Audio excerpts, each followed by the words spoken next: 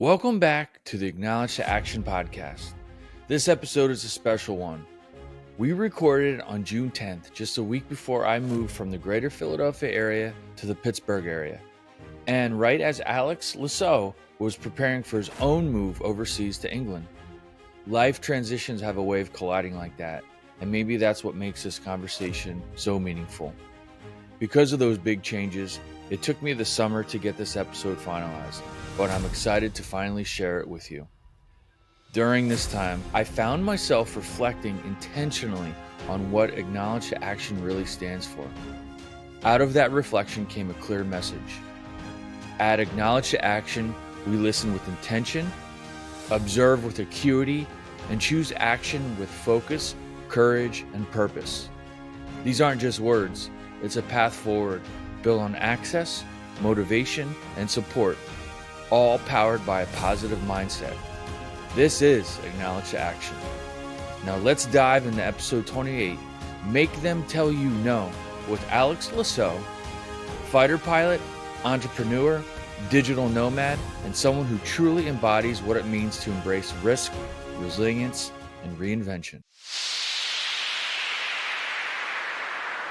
Alex, thank you so much for being here today. Welcome to the Acknowledge Action podcast. I'm really looking forward to having our conversation today.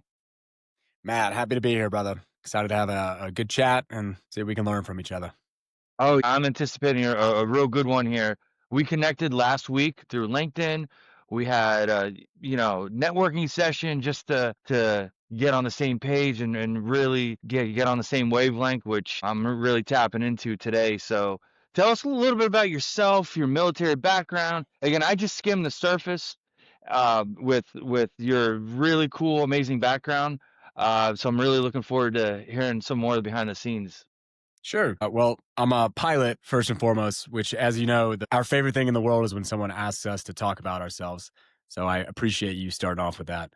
But yeah, man, I'm a Texas guy originally, grew up in Dallas, went to the Air Force Academy, got picked up for pilot training. So T6s to T38s, then selected for F-15Cs. So I flew F-15Cs while active duty. I separated a while back and bought a one-way plane ticket to Thailand and became a full-time digital nomad for the past, basically, 5 years now. Been traveling all over the world, living all over the planet. I'm a resident of the United Arab Emirates, a resident of Mexico, a resident of the UK. So kind of living all over the place. I've got a couple real estate companies that I've been running. I had an e-commerce company previously. And then the big exciting stuff is I'm heading to business school this fall, London Business School out in the UK, which isn't as well known in the States, but is like the top ranked school outside of America. And then I have to talk about as well, obviously, I'm married and I've got 2 kiddos. We just had our second son with 2 boys a little over a month ago. So if I'm sleepy and out of it, it's because I am sleepy and I am out of it. I haven't been sleeping much lately. But that's kind of the gist of what's going on. Wow, you make it sound so smooth and calm, like a classic fighter pilot would. You just took a whole bunch of information, like, yep, this is what I'm doing, this is what I did, this is what I did, and this is what I'm doing. So that's a cool background story. I'm interested in learning more. And as we talked about last week, and the whole what Acknowledge to Action stands for is we kind of talked about it last week is talk a little bit about you. So going to the academy is no small feat because you got to start that at 10th, 11th grade. You got to be pretty dialed in at a fairly young age. And then to go on to be selected for fighter pilot, that's a whole nother level of selection and criteria of discipline and all that. Can you talk a little bit about that? Like when you knew, like, all right, I'm going to the Air Force. Like, did the Air Force find you, or did you find the Air Force? What was it? Was it a mutual decision, or through chance, circumstance, and just being a disciplined student in high school? Yeah. So there's no one in my close family that served in the military. So it's not like I grew up in a military household whatsoever. Both my parents went to CU Boulder. They're super just chill, awesome, normal people. Yeah, My great grandpa was a pilot in the Army Air Corps way back in the day. But that was yeah. just kind of like family legend. It wasn't something that was day to day within the house. And it all started, you're going to make fun of me, and any of my buddies that hear me say this will make fun of me. But When I was a kid, I watched Top Gun. I saw that movie and I went, oh my God, that's so cool. That is what I want to do.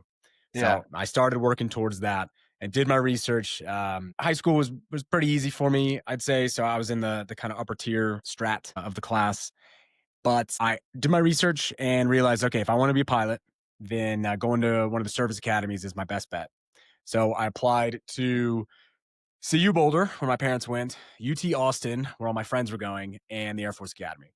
And I got into all three. And I didn't get the scholarship that I needed to afford CU Boulder out of state tuition. And my parents said, hey, Alex, we love you, but we don't love you that much. So if you want to go Yeah. take on a bunch of student debt, you can do that. I did get a full ride to UT Austin.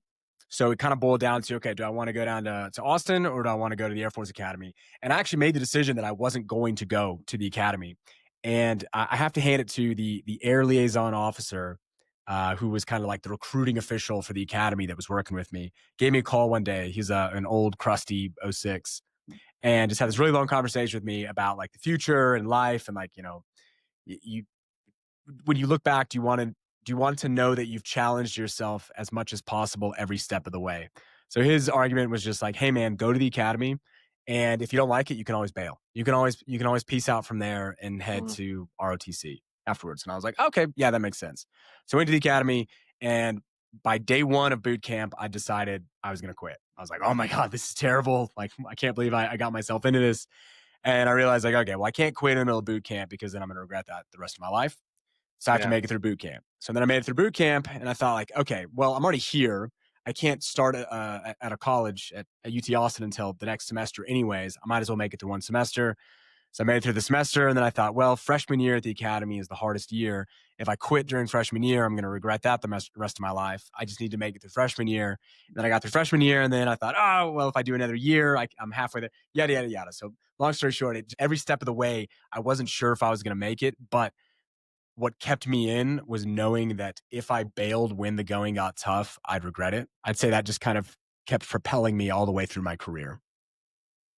That's interesting how that motivated you, like, not wanting to experience regret was a motivating piece to you doing what had to be done, because it doesn't take away from what you did in the moment. You dialed in on discipline, you identified, "Alright, this is what I have to do," and so you front loaded and invested in discipline there, and then little to no return on regret, right? So that's really cool, and that really speaks to the power of acknowledgement and internally, right? Because it always starts and ends with us.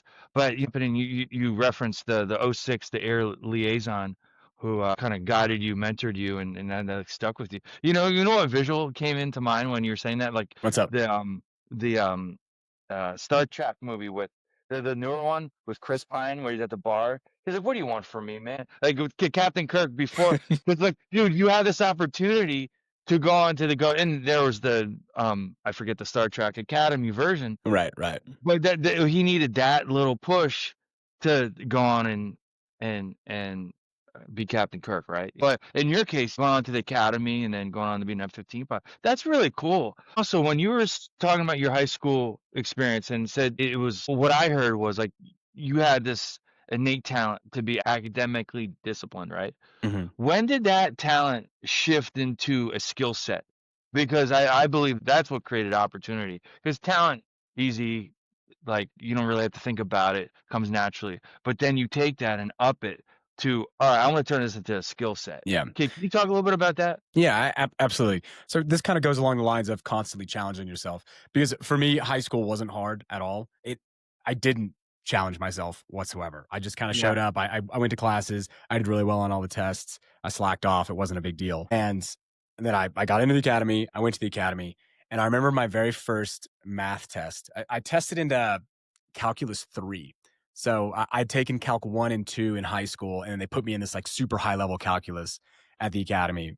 And my very first test I got back, and I got, I think, a 55 out of 100 on it. And I went, oh boy, like this is not high school. Things have changed.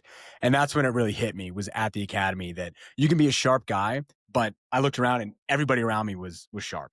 yeah, Everybody was top of their class all of a sudden. So you're competing against people that are not only very intelligent, but also know how to work hard and really apply pressure when they need to. So Mhm. I'd say it was kind of forged while at the academy. And then by the time I showed up for pilot training, it was so dialed in that there was no concern about not giving it my all at that point. Yeah. So the academy, I'd say, was what really turned that into a skill set to be able to just kind of have like laser focus on a particular thing. To have that like I like how you said, like, to apply that. It's one thing to have it, it's another thing to apply it. Yeah, absolutely.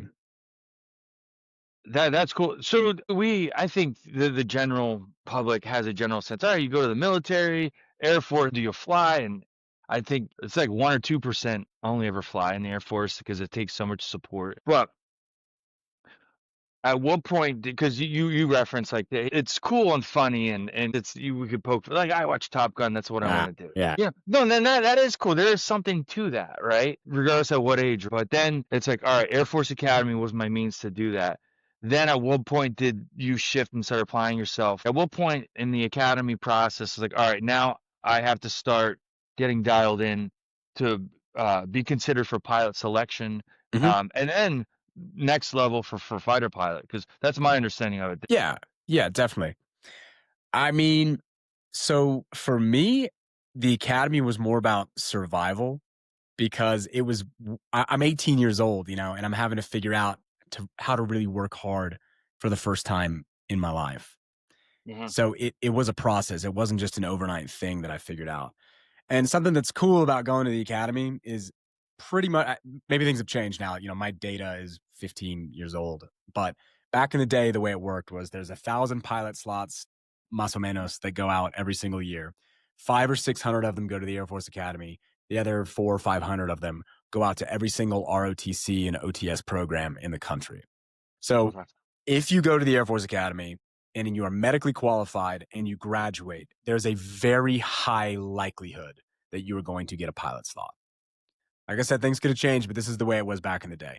I did have buddies that did not get pilot slots that wanted them because they were kind of near the bottom of the class, but you're pretty much guaranteed it. Then you go to pilot training, and that's for me, like I said, where I got really laser focused on making it Mhm. happen.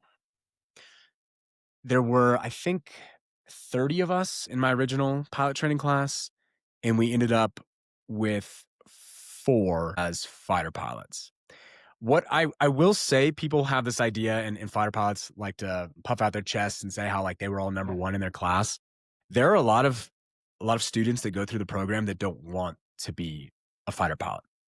There's Yeah. a lot of people now do not want fighters whatsoever. They want to do different things with their careers, and they want to fly cargo, and they want to have a better family life, whatever else. So it doesn't necessarily mean that you were the top of your class, but in general, yes. And something I would like to touch on, which is kind of an interesting process that happened for me, I guess, and why a lot of people don't want to go down that route is, so it's all fun and games. I'm at the academy. I'm having a great time. Oh, I'm going to be a fighter pilot. It's going to be amazing. I go to pilot training, cool. We wear our sunglasses and walk around and think we're really cool. I get selected to go fly F-15s. And I show up for the first training program after that, which is called IFF, which is Introduction to Fighter Fundamentals. And it's kind of like old school basic dogfighting, like teaching you the old school traditional stuff. And it was there when I sat down and I was studying for stuff, and I realized every single moment of my career from this point moving forward, I'm going to be training how to kill somebody, how to take somebody's life on the other side. And I kind of hit me all at once one day where I went, oh my God, like everything up until this point is kind of nebulous. And I'm studying classes and I was an Yeah. engineering major and all this stuff. And then I'm learning how to fly. And then it was this new world of like, no, you're not just learning how to fly, you're learning how to kill somebody in doing this. So Yeah. it's a pretty heavy transition. And I think it's a reason why a lot of people don't want to do it. That's interesting. I never heard that perspective. It's because you thinking the yanking and banking and pulling G's, the max climbs, and all the stuff you see, and well, going back to Top Gun and it's but you don't realize what is the intent behind this all. Yeah. And like It's you all there said, for it's one reason. It's all there for one yeah, it's reason. Yeah. to be a precise air assassin, right? What better the F-15? I mean, I know there's different people have their perspectives, but the F-15 has stood the test of time and is a pretty pretty badass aircraft to deliver. Easy for me is like flying the C model in particular. All we Yeah, are is air to air combat. So yeah, in general, if I'm going toe to toe with somebody else out there, they're another dude or dudette that has trained their entire life to do the exact same thing as me, and I just need to be better than them. So yeah. it was like an easy transition in thinking about like bombing people on the ground or anything like that. Like it was just knowing like okay, like this is like two people going toe to toe or multiple people or whatever. Yeah, But well, but yeah, wow, well, were you air to air your whole pilot career? So you did 8 years as a pilot? So and then that was all you were the C model, your duration it was there? the training program, so the training jets to get there, and then active duty to C model the whole way. And then my final assignment was out at RAF Lakenheath. So I lived in the Oh, nice. UK for my last 4 years, which was an absolutely incredible assignment. Like we were going TDY to Eastern Europe and staying in really nice hotels, and we, every other month we'd have to take the jets out and rehack some cross country currencies. So we'd pick like, okay, where in Germany do we want to fly this weekend? And we'd fly out and drink a bunch of beer for the weekend and fly back. So we did a lot of hard work as well. Like I mean, day to day Yeah. was really, really hard, but the perks of that job were awesome. Really good stuff. Nice. Was that the Grim Reaper squadron? Are they still the Grim Reapers? Yeah. Yeah, so the F-15Cs are gone now. They've brought them back to the States. So they're just domestic now in the Air National Guard. They brought in the 35s. I don't know if they renamed the squadron or kept the same number. I'm not Right, sure. right. Yeah, I Yeah, haven't. is it the I don't I didn't wanna say well, I just did. I'm about to say, like, the mascot, but the squadron, you know, emblem, the Grim Reapers, Yeah, good that was a memory, pretty man. cool. Good memory. Yeah. Yeah, It's interesting the stuff you remember and the stuff you should or don't, right? that's Um, wild. that's a whole nother conversation though, but, that's pretty cool. So you finished your career at, Lake and Heath. Um, well, where else did, the TDYs, deployments, well, where was your first duty station? So talk a little bit about that because I think it's gonna lead into again, we talked about this last week, how you get that bug to wanna travel and Okay. see new Yeah. places and all that. Well, so I'll back it up then back to the academy and an experience that I had going through that program that absolutely changed my life. And it was I got selected to go do a semester abroad. Generally, the academies when they have study abroad programs, they do an exchange with another military academy. So I Mhm. was in the Spanish program, and at that time, the years before, they had an exchange to go to the Chilean Air Force Academy and the Spanish Air Force Academy over in Oh, Spain. wow. Yeah. And the year that I was in the program, they opened up this brand new program, which is where you went to a civilian school in Mexico. And I was a sophomore at the time. And when the application came out, it was to go the next year. And it said this is only for people that are currently juniors and they can go their senior year. And I was a sophomore at the time, so I wasn't eligible for it. But I said, you know what? Like, I don't care. I'm going to apply for it anyways. Like, the worst thing they'll do is tell me no. So I went ahead and applied for the program and I had to write all these essays and yada, yada, yada. And I just sent it off and went, okay, cool. Who cares? And lo and behold, a week or two later, I get an email from the dean or the head of the Spanish department that said, and they say, hey, can you actually come in? We want to talk to you. So I sit down with them and they say, hey, the whole reason that we're setting up this civilian program is because the other military academies in other countries aren't accredited by all the different university institutions. So when you go to one of these universities, the classes that you take there don't really count for anything. You get a pass fail and it doesn't mean anything. So generally speaking, they could only send people that were doing an easier degree. So if you were an English major or a management major or something like that, you could go do one of these programs. As a mechanical engineering major, I had a ton of classes and like really hardcore set things that I had to take, and it had to be accredited and um, accepted all over the planet. This civilian school in Mexico had a top level accreditation. It was the actually top school in Latin America, in Mexico in particular. So they said, hey, we actually weren't going to do this yet, but you were the perfect candidate for this. We want to go ahead and send you down there. So, oh, awesome, cool. So I went. Oh, wow. So I went from Air Force Academy marching in haircuts to them handing me a plane ticket. They gave us $1,000 check and a plane ticket, and said, "We'll see you in 6 months. Don't die." It was incredible. So me and my Yeah. buddy, we flew down, and it was chaos from the beginning. The academy sent us down a week early by accident, so the university down there wasn't even open. So we went and showed up on day one. The university wasn't open. We didn't have host families assigned. So we hopped on a bus and went to Puerto Vallarta and hung out on the beach for a week instead. But Huh. the long story long about all that, what it did is besides putting me kind of back into a civilian university environment, I was part of an international program where there were 140 international students in this pretty big university in Mexico. And there were maybe 10 Americans out of that 140, and everybody else was from Europe, Australia, Africa, all over the place. So for the very Yeah. first time in my life, I sit down and I'm surrounded by people that are all very intelligent human beings because this is a top tier university. And they have different ways of thinking and completely different opinions about stuff. And some of them didn't like America and some of them loved America. And getting to hear everybody's perspective about all that kind of opened my eyes to that there's a whole other world out there. Yeah. And so then that led me down. Then when I, let's see, so then when I graduated the academy and I got selected for pilot training, when it came down to me picking which jets I wanted to fly, I applied for the jets that had overseas OCONUS duty stations because Oh, I okay. 100% wanted to be stationed overseas. And that's where the C model was pretty cool because at the time you could only be stationed at Kadena over at Okinawa in Japan or RAF Lakenheath in the UK. Wow. That's pretty cool. Yeah. Yeah. It's really good stuff, Huh. man.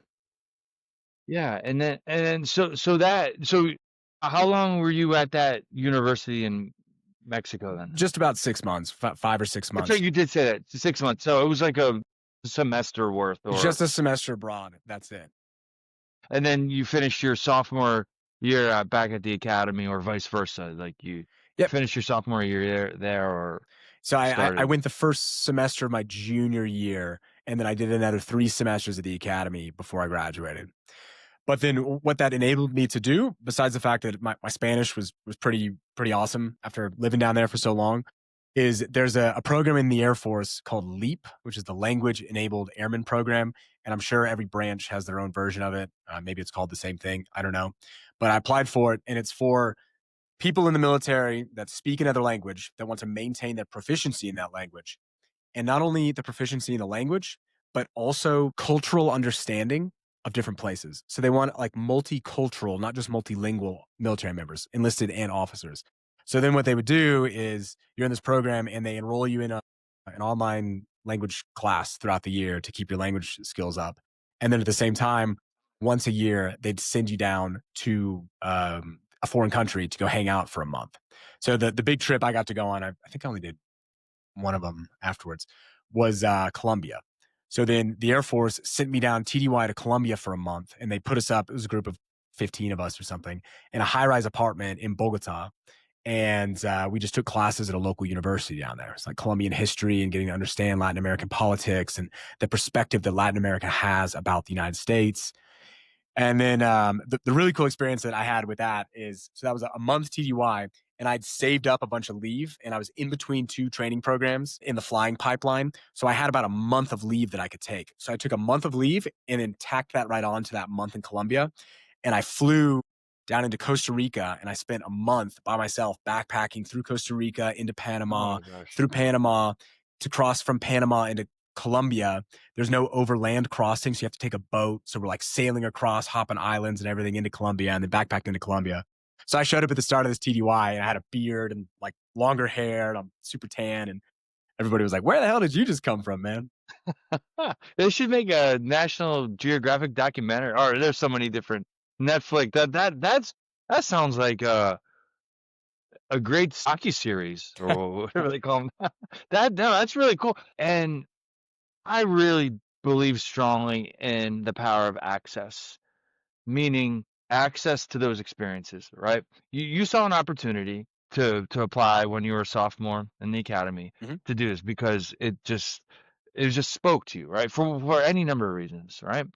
You did it, it worked out, and then it opened up a whole 'nother world of perspective and more opportunity, right? And that's what's really cool about that is just being in the moment, acknowledging what you're thinking, what you're kinda, like, going through, being in the moment, and, you never know where it leads to, and then to next thing you're like you said, you're in Costa Rica, finding options and some really cool ways to get to Colombia, right? And seeing parts of the world very few may have get to see, let alone experience, and that's pretty cool. Well, something I would say, both for the military and the civilian world, is at the end of the day, nobody cares about your career except you. Yeah.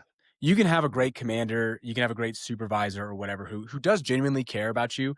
But at the end of the day, they go home, they go back to their family, they don't care what's going on in your life. So it's all up to you. And if there are experiences out there, if there are opportunities, it's up to you to go chase them, to Yeah. make them happen, and make them tell you no. Kind of going back to where I never wanted to quit because I didn't want to regret bailing on something that was challenging. I never want to regret not trying to do something. I want them to tell me I can't do it versus looking back and going like, damn it, I should have applied for that Mexico program. Like what have I done Yeah. that? So some of the coolest experiences in my life, and one of the reasons I am the guy that I am today, is A, for trying to do things that weren't necessarily originally for me and making it happen anyways, or then B, being told no and then figuring out, okay, well, that's not for me. And then as that door closes, then another door opens and you go another direction. Yeah. Oh, that's great. And I I love coming up with titles in progress for these episodes, right? Okay. I think we just nailed it. When you said make them tell you no. I like that for the title because it speaks to the essence of what's going on here. Like just it speaks to like go out there, be bold, go to these uncharted territories, whether it's psychologically, emotionally, physically. Yeah, exactly. And I like how you said that, like, when one door opens, there's more that presents themselves. Hmm. And that there's a can that be overwhelming? Yes. But if you kinda shift your mindset and look at it as a opportunity, something fun. One of my favorite movies, The Goonies. I love The Goonies. Like, as far as, like, the spirit of adventure, and just go for it. Go for it. Make them tell you no. Then I know some of the things we were talking about some of the behind the scenes things last week, but do you ask for permission or do you ask for forgiveness? And sometimes it's a fine line. And I think make them tell you no is more of a tactical, objective way of Hmm. doing that. But just go out on an adventure and be comfortable with being uncomfortable and going to uncharted territory because it's gonna make you stronger. It's gonna challenge you in ways that you could never have anticipated or planned or even scripted, if that's the best word to use here. That's where I would say. I mean, I like how you're clarifying that you can go on an adventure, whether it's physically with travel or going out on a limb, pursuing a new career or a new relationship or whatever. So just pushing yourself and taking yourself outside of your comfort zone is where you really grow. And one of the easiest ways that we can do it, and I think is really important, especially for us Americans, is to go travel. Is Mm, just get outside of the United States of America. We're so lucky and blessed that we were born in this absolutely incredible country that we can have this amazing life living in this country. It's also so big that you could spend your entire life without leaving America. And it has everything. You have beaches, you have mountains, you have wide open plains. You can go surfing, yeah. you can go skiing, you can do everything. You have mega cities, like everything. You don't need to go anywhere. So because of that, a lot of people think, "Wow, I don't really need to go anywhere. I don't really want to," because when you get outside of the states and you go somewhere else, it is uncomfortable, especially when you go to a country where you don't speak the Mm, language, where the culture is different, you don't know how things work. It's very uncomfortable. But what it does is it teaches you a lot about yourself, teaches you how you respond, how you react to situations like that. And then it also gives you a better understanding of what the rest of the world sees us, how they see us. And it also gives you a good appreciation for the things that we do have in America that you take for granted that other people don't have. So the like one main like recommendation I'd give to all your listeners out there, if you haven't already, get out there and travel, man. Get a passport if you don't have one. Like, come on, get a passport. A, and then yeah. B is just an easy one. Just like Europe is such an easy like stepping stone because it's so safe. It's completely fine. And a lot of people do speak English, but it's a completely different world. Yeah. Oh, that's great. And I like that could just yeah, start off with that more of the easier travel to Europe. Lot do speak English, but with apps now, it's easier to make sense of language barriers and opportunity to get past those initial hurdles. But yeah, you're right. Is just get out there and challenge yourself because just staying stagnant or in your comfort zone, it can end up working against you subconsciously and indirectly. And just putting yourself in those positions really helps you. I'm not a financial guy by any means, but they say like an investment, diversify your portfolio. Well, same thing with your spirit and your emotional well-being and your mental, all those is diversify your portfolio. Get out there, seek that opportunity and create. Don't wait for it. Go out there and explore. Start off in those smaller quests. I don't think you ever regret, God, why did I do that? I should have never applied for that opportunity.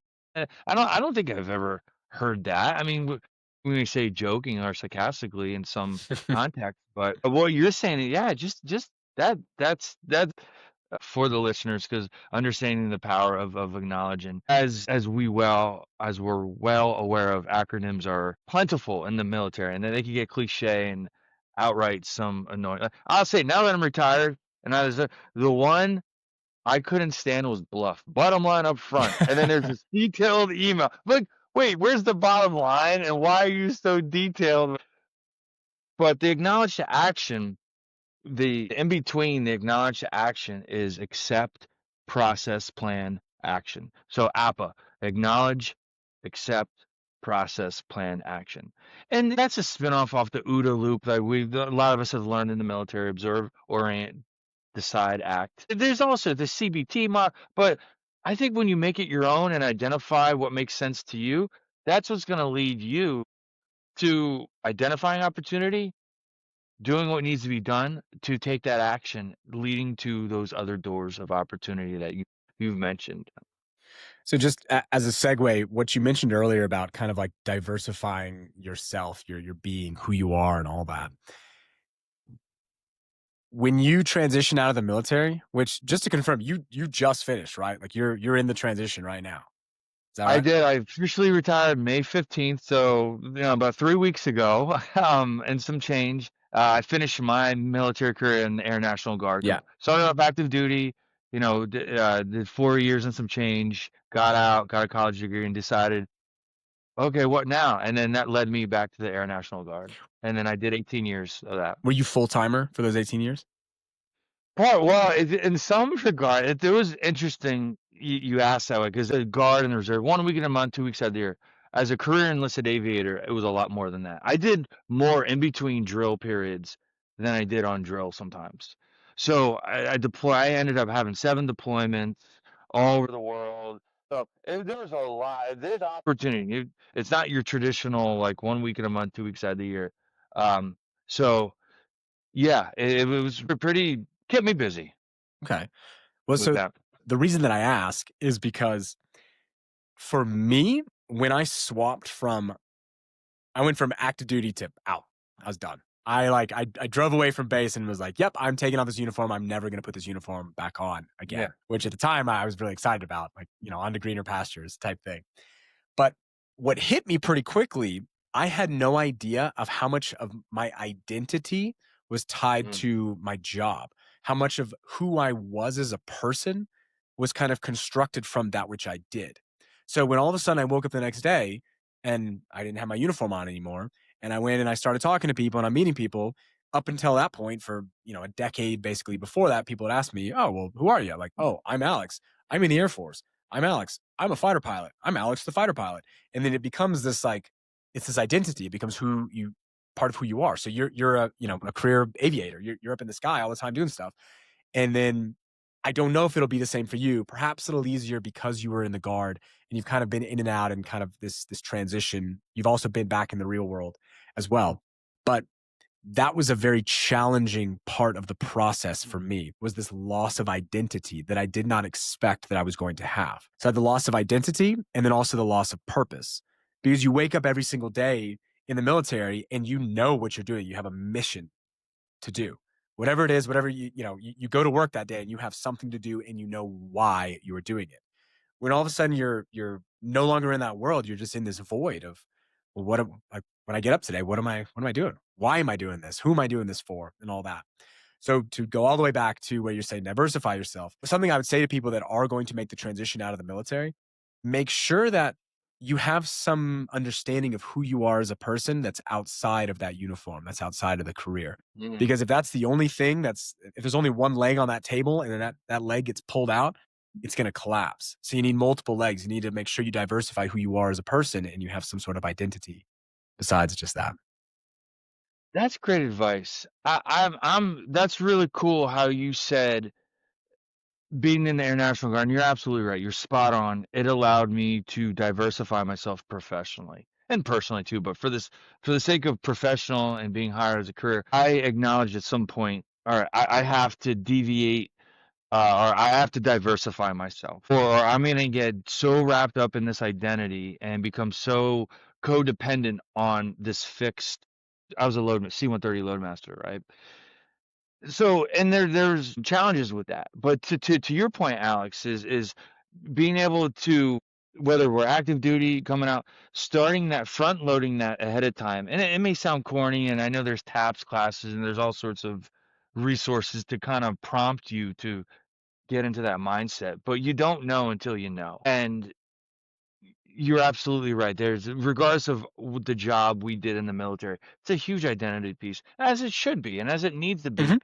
for for for the culture of things, and the jobs that we're asked to do, and all that. And no, that's great advice, is to be able to kind of like, hey, this doesn't define. This is the it's I think it's important. It's very important and healthy. This is a big part of who I am, especially, you're still closer to it than not, right? It takes years, but it doesn't define who I am completely. It's not like an all or nothing thing. And I've worked with veterans, I've talked, and it's tough. It's tougher for some than others, but to be able to kind of start that tributary of mindset. Yeah. You could branch off from that, you could create your tributaries, and that main river could still be your military identity and all that stuff. But man, you got some tributaries and some resources to kind of create your own little ecosystem for transition and a healthy balance with.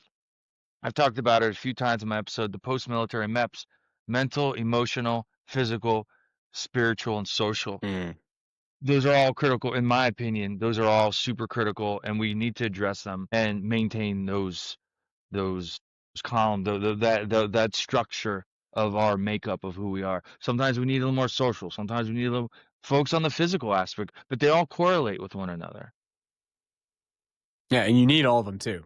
You need all of it or you don't Yeah, don't feel it's yeah. balanced. You can't be dismissive of any one thing. It's not an all or nothing sort of wellness balance, and how to manage that. Mhm.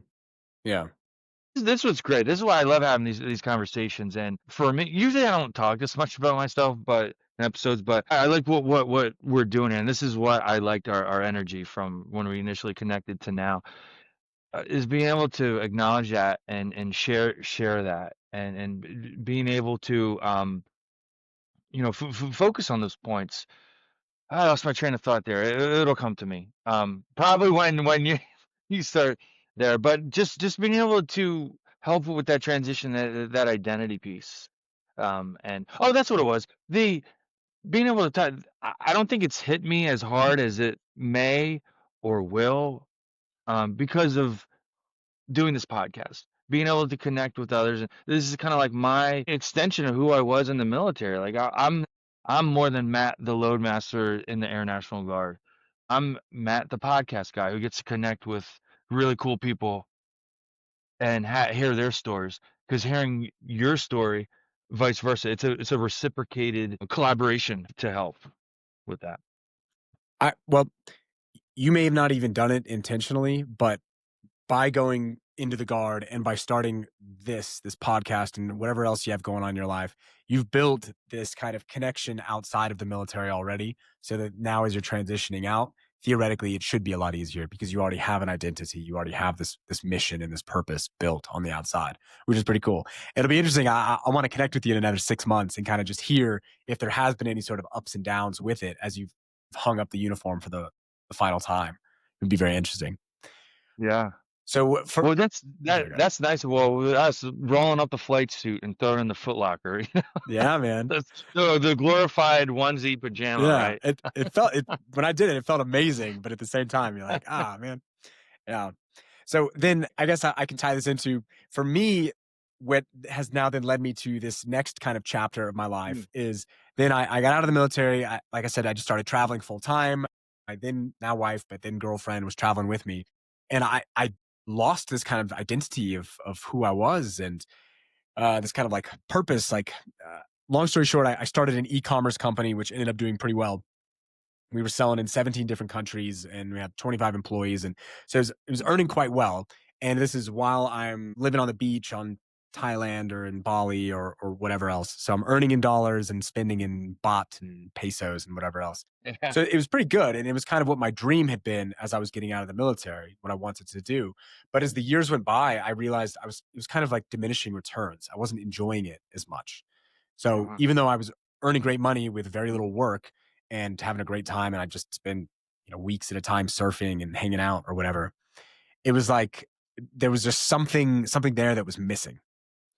So the the business that I've been working on for, it actually started it about 10 years ago, but I've really been focused on for the past I don't know, almost a year now, is this thing called Master the Military, where I put together a whole community for current military members and veterans, completely focused on maximizing their benefits, not just like VA disability benefits, but like everything out there that's available to you as a veteran. And then not just getting the money from the benefits, but then learning what to do with that money to then become financially successful, to then Yeah. get yourself into a safe position where you and your family don't need to worry about things and you can send your kids to college and all sorts of stuff like that. And the whole end goal of this, the whole reason that I created this was to scratch that itch to help me with the two parts that I felt missing from the military, which is one, the loss of identity. So this is something like I can identify with this. Like this is my company, this is my community that I'm helping put together. And then two, the mission that now I'm waking up every single day and going like, awesome, I'm here to help out and make sure other people are financially successful instead of just waking up and going like, oh, I'm trying to earn a bunch of money from this online company, where I have no interaction with any humans. And then I guess third, the last one, and I'll finish this rant right here, but just the community as well. Something that you lose Yeah. when you walk away from the military that you don't really appreciate at the time is the community, is the brotherhood and the sisterhood of everybody there. You walk in and everybody's there together. You have this common background, this common shared experience. And so in the community that we put together, everybody in there is in the military or veteran. So you can kind of still brush shoulders every day with people that have had similar experiences that you have. It's pretty cool. As I'm hearing all this, something came to mind when I knew I wanted to get back in the podcasting world, and I decided to call it Acknowledge to Action. You know how you brainstorm and you think of different ideas, but I had one was called C4, like explosion. C4, the podcast, right? And it stood for Connect, Collaborate, Community, Contribute, Community. Anyway, so connect, collaborate, contribute, community, right? And I think, I mean, there's a lot of different equations for a healthy readjustment. And but that's what stood to me. And then I was like, see, I was like, maybe I should stay away from the explosion reference, but it spoke to the essence. And then how it came to acknowledge the action is from the Air Force operations world. We're very checklist oriented. I can't speak to the fighter pilot world, but I can speak to the crew dynamic in a C-130. Everything's checklist. You always have an open checklist The same for us. or one in progress or what, before takeoff checklist, combat entry. As I evolved in my career and I started, I hate to use the word leadership and mentoring because they're overused in my opinion. But for the sake of just connecting with people and just helping people out, right? I said to this one airman, he was struggling. I said, look, you're really good on the airplane running that checklist. You need to create your own checklist off that airplane to keep your shit together, to keep yourself motivated and in line. You could do it on the airplane. That's in the grand scheme, that's easy compared to life, generally speaking. It sounds like that's what you did too. It's like I think we have to create these checklist of how to keep it together, how to challenge yourselves, how to meet an objective. And of course we have to define what that objective is and all that. And but what advice do you have somebody like so I'll be clear on this with the objective. Sometimes that's the hardest part sometimes is identifying and defining what that objective is, that goal, if you will. What advice do you have for an individual who's maybe struggling or can't define what it is that they want. 'Cause I've been there. It's like, that's great, I know, set a goal, set an objective. I'm struggling with that. Like, that's the missing piece and the critical piece. So, maybe we've all been there. I can't speak for everybody, but I think a lot of us have been there, like, "Alright, I'm just a little dazed and confused. I need some help defining what it is I want." Well, I mean, there's a lot of different advice that one could give on that. And a lot of advice has been given by people a lot smarter than me on this. But I would say for me personally, when I felt kind of lost and didn't know what to do, because for me, it was the transition out of the military and now I'm in, the void. I can do anything I want all of a sudden. And it's when what's it called? Like the fallacy of choice where when you have so many options, it actually makes you upset instead of Yeah. helping you out. I would say like motion, like kinetics are going to help you out. Pick something, commit to it, and start moving towards that goal. And what's going to happen is as you start moving towards that goal, that's where you start gathering data. You're going to feel friction as you're moving, Mm. whether from different things, from your family or from yourself or financially or whatever else. And then you can use that and plug that into your own version of your OODA loop and then course correct from there and go, okay, well, my goal that I was working for here, let's change things a little bit. Let's shift the goal a little bit. Let's so to you're constantly redefining that which you're trying to do. So I would say that if you're ever lost and not sure what to do, go do something and go commit to it for a month. Just a month. Okay. Anybody can commit to anything for a month. Just get really focused and like say, okay, I'm going to be a computer programmer or whatever. Go online and find a bunch of free classes out there or, $100 a month to go learn how to be a computer programmer and do that for a month. Just focus on it no matter what. Don't quit. Keep going.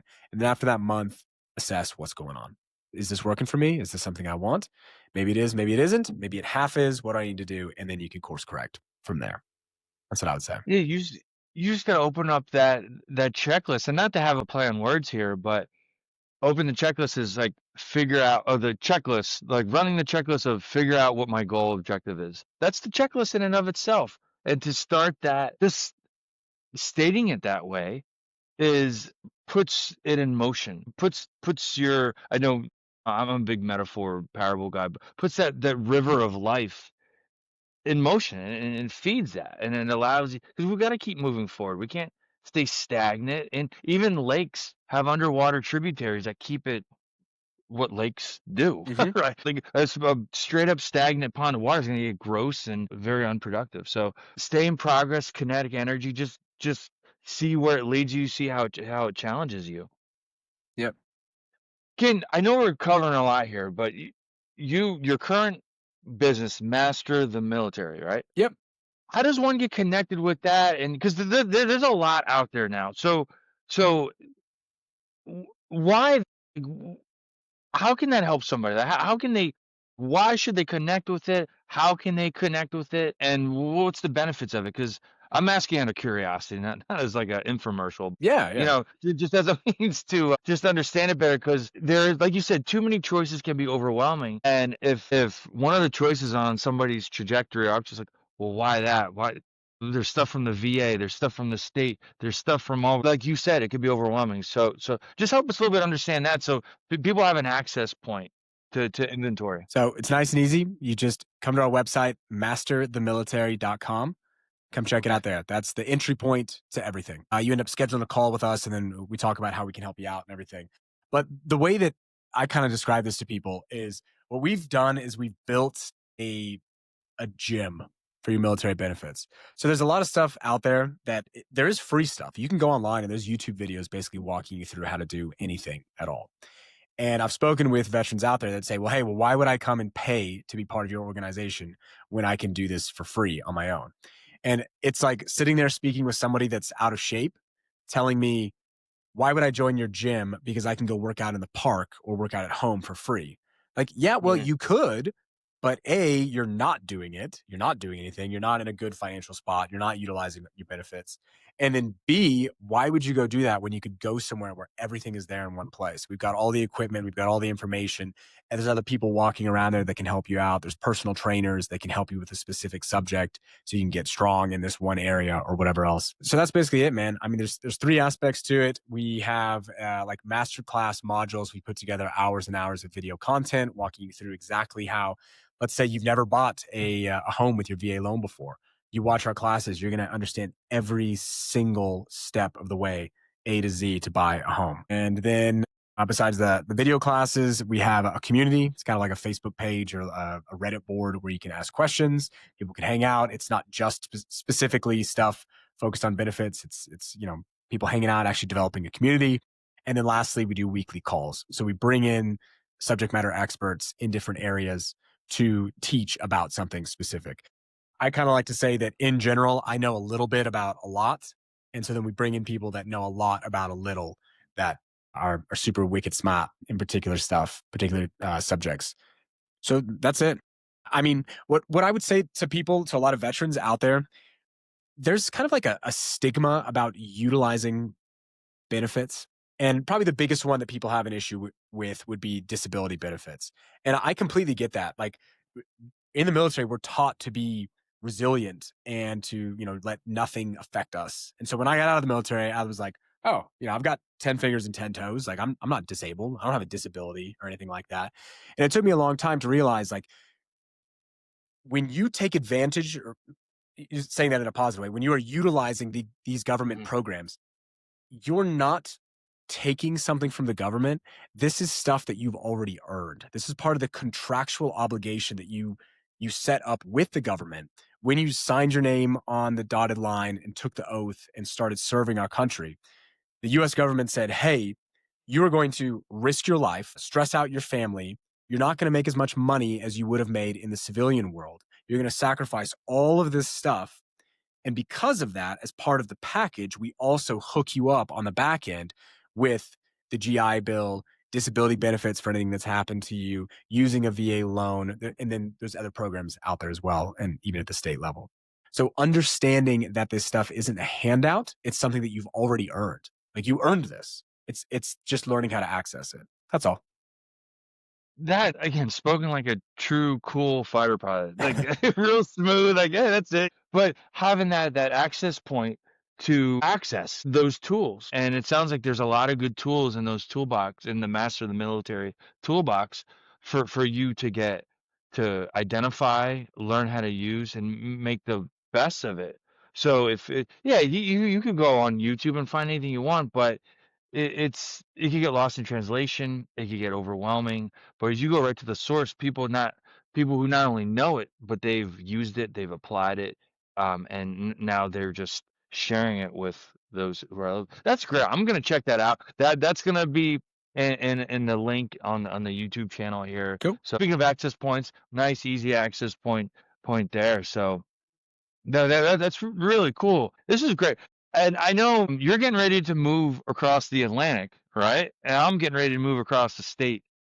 But for me, everyone has everyone processes their experiences in their own unique individual way. But I think it's fair to say, like, if you travel, deployed, TDY, but you get this like travel bug, and it motivates some more than others in their own unique ways. But here you are getting ready to go to this really cool business school over in England, right? Mhm. And here I took a job transfer across the state, and I think the military really set us up for that. It amplified maybe what was inherently always there, but it just kind of cultivated it. It for me anyway. And it sounds like from what we shared with one another, we really identified our potential in the military and boom, made it work on the civilian. And I think it goes back to what you said earlier. Start leaning into that sooner than later while you're in the military.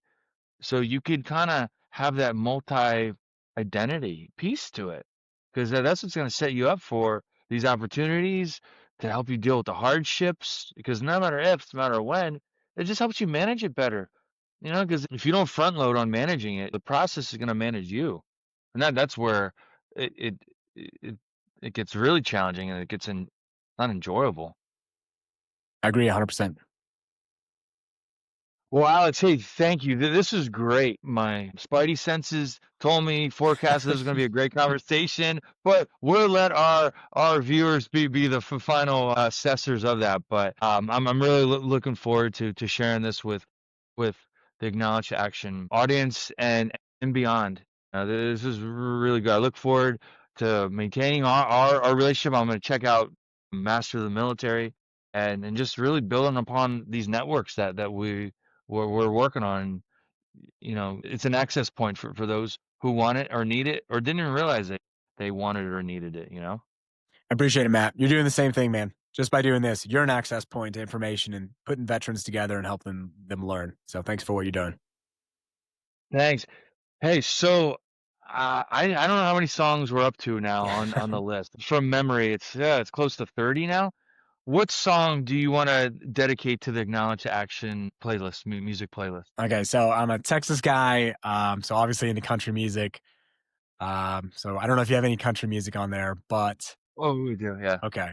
I'd say it's not a new song, but what I've been listening to a lot lately is Next Thing You Know by, I think it's Jordan Davis. I'm not Okay. sure. Check that one out, man. It's a good one. I will. You know why I like doing the music thing the whole bit? The reason why I like doing the music playlist, because it speaks to the diversity that we have experienced in our own ways in the military. It is a microcosm of the population of the US. And so is this playlist. It is a microcosm of the diversity of the military veteran population. Because I have some crazy hardcore, like I don't know if I'm calling it right, like death metal. I was like, whoa, oh my God. I was like, whoa, man, like, and then country music to all sorts of music, and just speak. That's what I love about it. That's what I loved about my experience in the military, and just being able to have access to that and experience that. There's a lot of value in that. It's good stuff. This is a great message. I'm really looking forward to getting this out on the World Wide Web. Awesome. Thanks for your time, Matt. Appreciate it, brother. See you, man. That's a wrap on episode 28 of the Acknowledge to Action podcast. When Alex and I sat down for this conversation on June 10th, we were both standing at the edge of new chapters. Alex preparing for his move to England, and me just a week away from leaving the greater Philadelphia area for the Pittsburgh area. It's fitting that our discussion centered on transition, risk, and redefining identity. Because life has a way of making sure those lessons stay real and relevant. Transitions aren't endings, they're opportunities. And as Alex reminded us, sometimes you have to step into the challenge and make them tell you no. Thanks for joining us on the Acknowledge Action podcast. Listen with intention, observe with acuity, keep moving forward with focus, courage, and purpose. This is Acknowledge to Action.